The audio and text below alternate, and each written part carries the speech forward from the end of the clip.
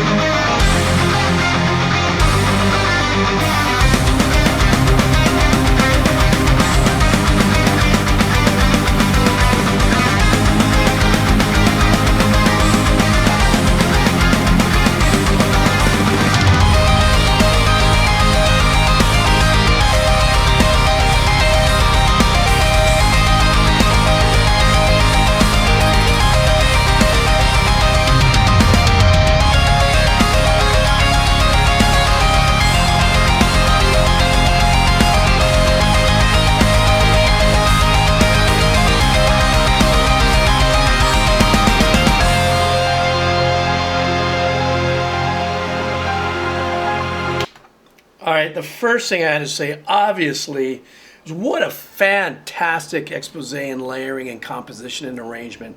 And it's the building of these phrases that are extremely intricate. And so you have you know, the opening piano. Actually, it's a great piano sound. I don't know where it was recorded, how it was recorded, if it was one of the Premier modules or maybe an East-West Composer Cloud style piano, or if it was a real piano. What a beautiful sound. And the dynamics of the playing on the piano are fantastic. So even if it is played on a module and stuff like that, the dynamics of that composition is fantastic.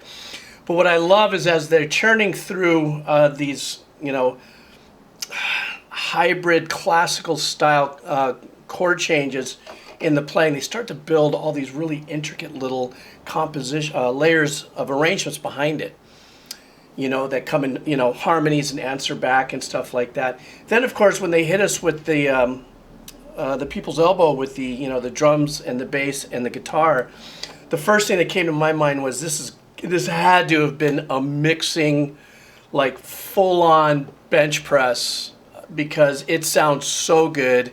These guys had to spend a ton time on this engineering. Sounds fantastic. Right now, the way I'm feeling about it is that obviously this, I don't know who Andy Gillion is, but he's absolutely a very seasoned, technical, and very dedicated composer. Because this stuff is not just sit down, I'm going to just write something. This stuff takes time to put together. I'm only a minute 40 seconds into it, and I'm absolutely blown away by it. So I'm going to go back a little more, and we'll pick it up, so stand by.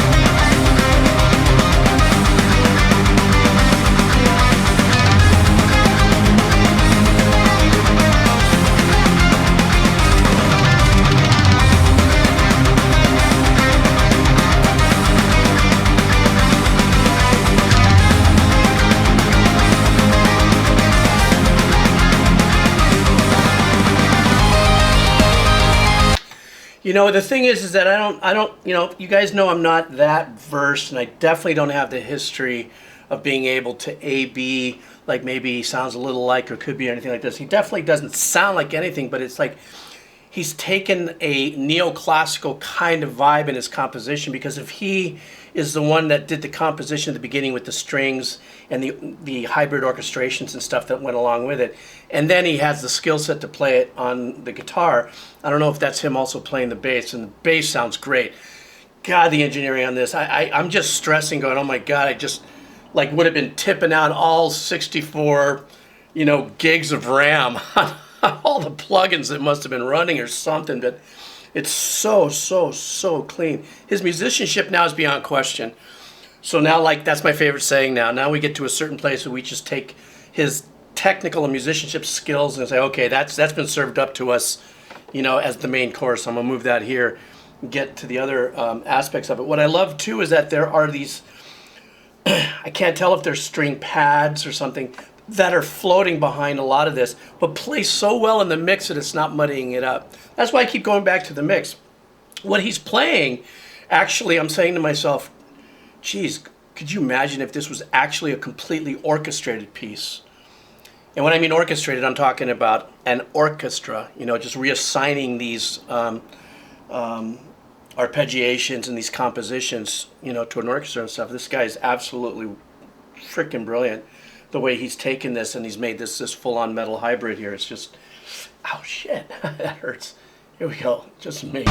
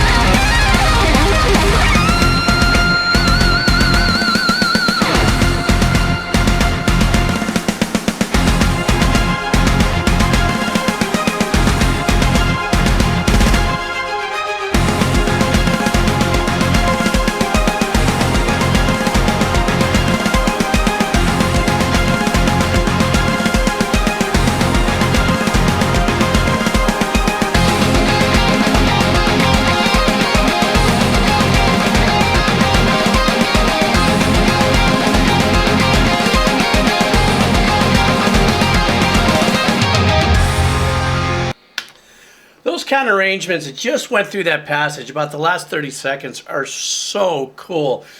But you know what I was really glamming on was the drum work through that section.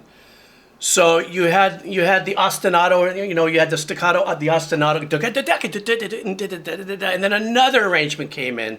So you have the strings holding this one arrangement, and it has a completely different tone, right? It's not distorted, it's not a guitar, it's got its tone, so it owns a particular area.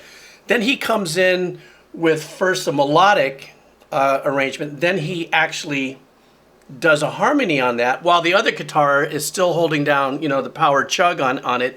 But I was listening to what the drummer was doing, and he was just lighting it off, man. This was just, you know, global fireworks at its all time, because there's so much happening in the drums. For me, in my head, there's so much happening in this arrangement and stuff that I get lost, and I forget about the power of the nuances of the musicians that are actually playing the instruments.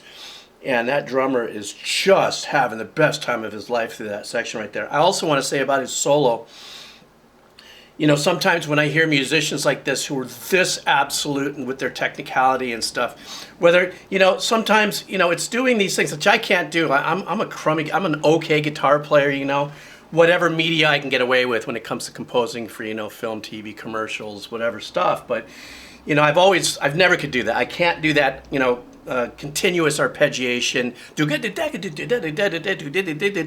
But listening to the intervals and stuff like that and what he was already able to do, I was going, okay, we're going to get to a solo somewhere. We're going to get to a solo somewhere. And what I loved about what he did is that when he starts his solo, it's about the power of melody in the solo.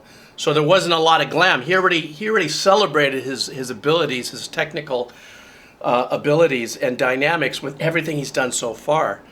So I was kind of hoping if I did hear the solo or when a solo would come in, that it would be longer notes, you know, eighth notes, you know, tied notes and stuff like that. And of course, at the end, he's got to, you know, all of us do that, not me, but at the end of solos and stuff like that, you know, I just lit it off, man. That was just a beautiful solo, just, yeah.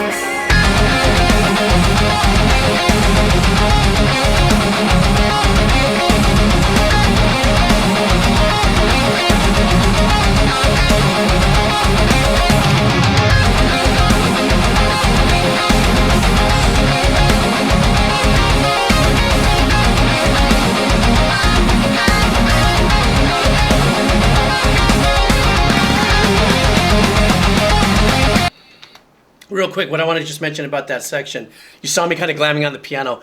I love doing stuff like that. If I get hired to do, like from publishers, certain kinds of music and stuff, and they want you to kind of have this pensive kind of a feeling like, you know, change is happening. In motivation tracks that I write for music libraries, a lot of times I'll do stuff like that to keep that energy moving.